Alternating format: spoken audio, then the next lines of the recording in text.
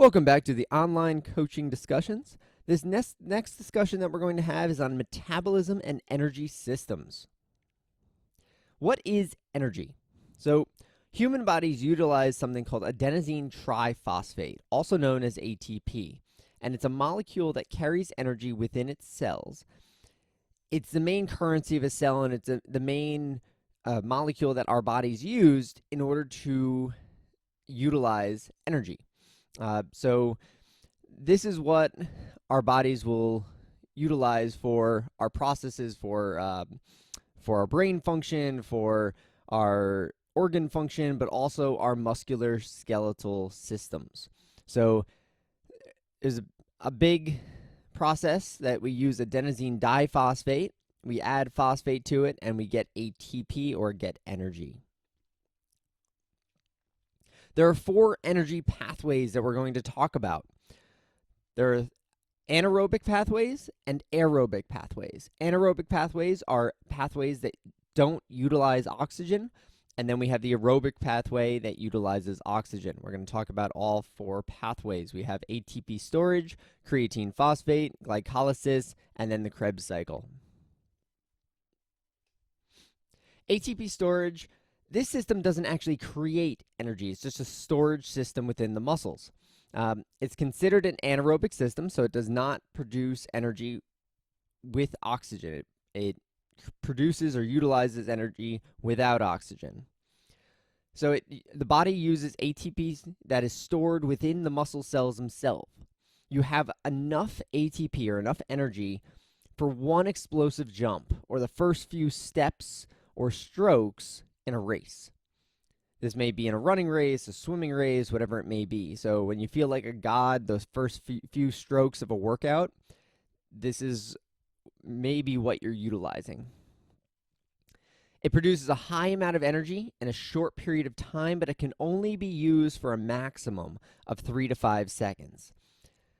This system, the ATP storage system, is then replenished by the aerobic system through rest and recovery. So as you rest, the body restores ATP within the muscles. It does not do that very effectively during a workout. It's more when we have longer periods of rest and recovery.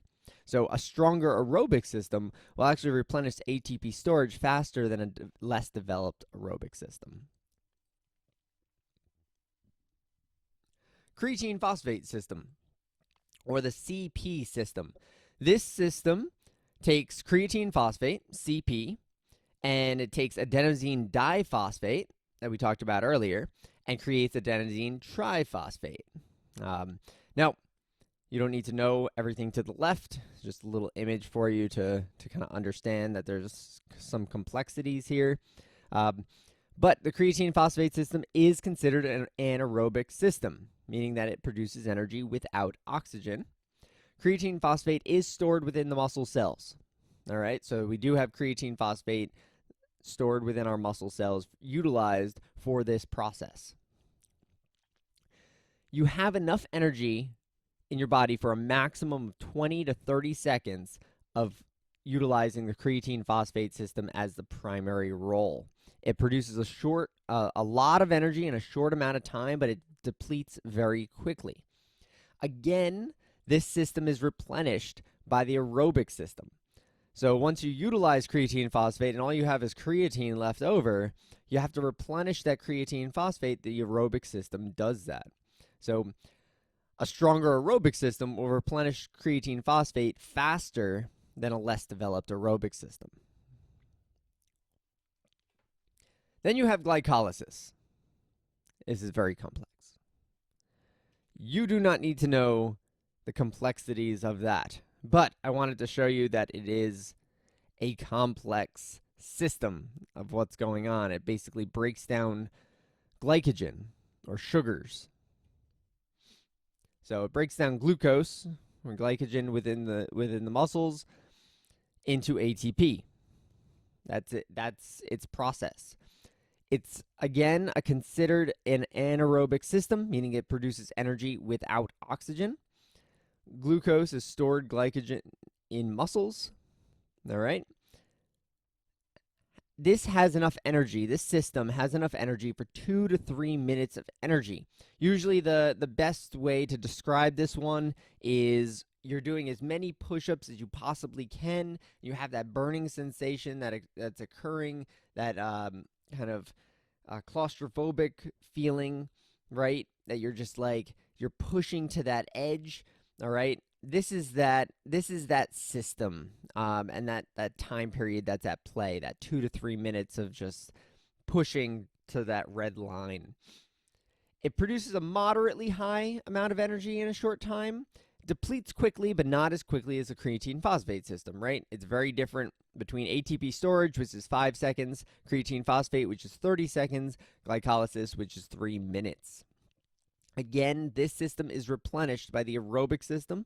So a stronger aerobic system will replenish the glycolysis system and get it set up for the next push faster than a less developed aerobic system. I'm sorry, I do have a creatine phosphate down there from not switching it over when I duplicated the screen and duplicated the slide. But yes, a stronger aerobic system will replenish the glycolysis system back to homeostasis faster than a less developed aerobic system. And then you have the Krebs cycle, or also known as the aerobic system. This system is considered the aerobic system, meaning that it produces energy with oxygen. All right, this system has an indefinite energy system. It uses carbohydrates, proteins, and fats as fuel. More efficient systems, more efficient humans will utilize fats more quickly than carbohydrates, though carbohydrates are the preferred method of utilizing energy and breaking down carbs, proteins, and fats into energy. The human body wants carbs over fats, but humans who are more efficient and more conditioned, as well as more trained, will utilize more fats than carbs. It produces medium amounts of energy, but over a long period of time. All right. It does all the other functions and energy for the body. This system replenishes all the other energy systems that we have. So if you're doing interval training and you're pushing for 25 yards all-out sprint in the pool, then the aerobic system will replenish that creatine phosphate system that you're using.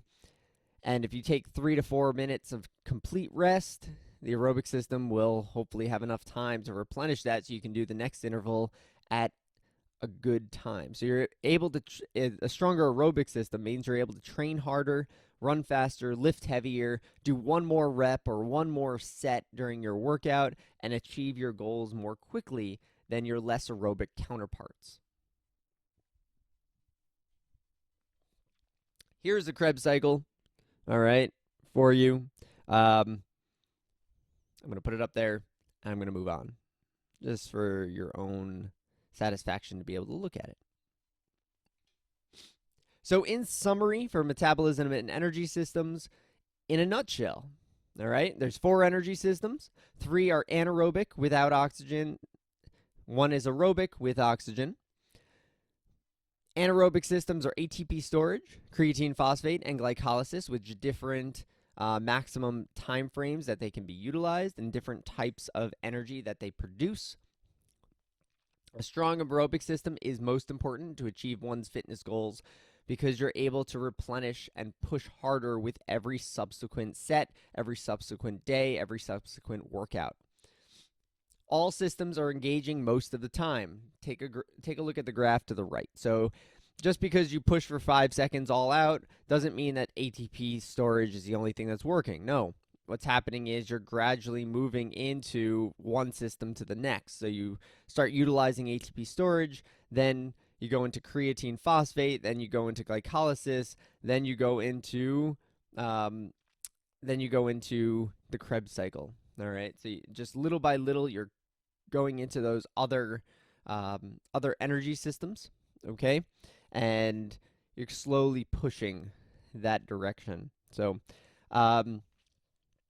this is the summary for metabolism and energy systems. I want you to utilize it. I really want you to understand that all of these things are different skill sets. So I don't want you to think about, oh, I'm just training as hard as possible. That's not the case here. We're not trying to train as hard as possible at all times. That's not what we're trying to do. What we're trying to do is one day we're trying to improve our creatine phosphate system. One day we're trying to improve our glycolysis system. One day we're trying to improve our aerobic system. And so we're working on skill sets. Every workout we do has a specific goal and a specific focus that we're looking at for each day. So that way that as athletes we're able to really develop well-rounded bodies to have all of these skill sets that we can utilize when we're racing or when we're time trialing or just in general, just as healthy humans. So thank you for joining in. We will see you at the next discussion.